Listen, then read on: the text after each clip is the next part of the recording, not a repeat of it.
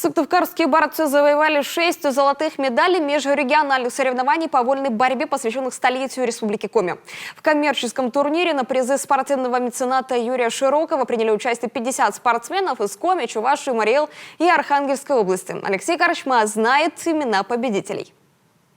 Спортивный комплекс «Ошпи» в селе Выльгород Сыктывдинского района впервые принимает крупный коммерческий турнир. На церемонии открытия глава Коми Владимир Уйба благодарит Юрия Широкова.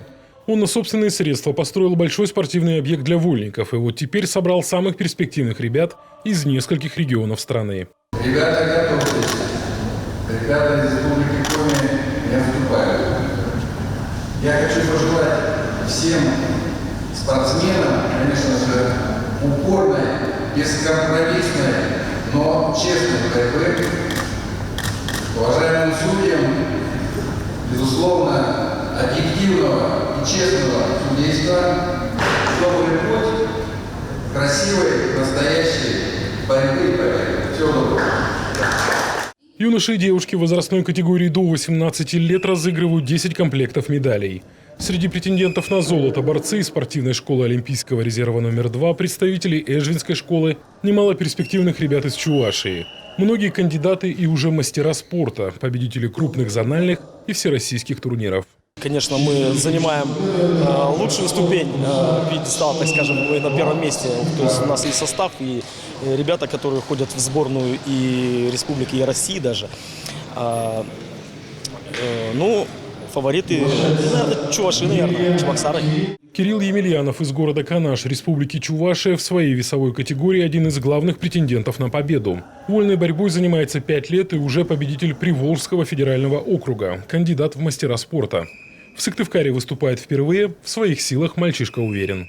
Один бой я уже выиграл, осталось еще 2. Если выиграю все 2, то я занимаю первое место.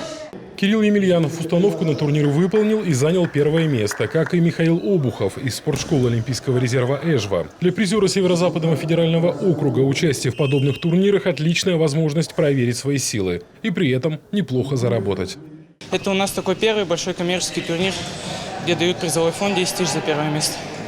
Спасибо большое организаторам, что делают нам такие соревнования.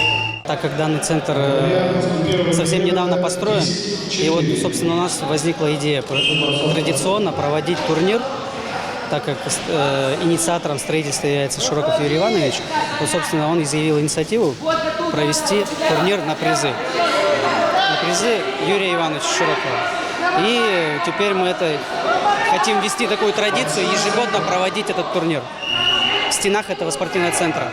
Юниоры из Коми в разных весовых категориях завоевали 6 золотых медалей. По 2 золота добавили в свои копилки представители Чувашии и Мариэл. А в зачете среди девушек весовой категории до 57 килограмм победу одержала воспитанница Сыктывкарской спортивной школы Олимпийского резерва номер 2 Елизавета Масленникова. Алексей Корчма, Роман Боровиков, телеканал Юрган.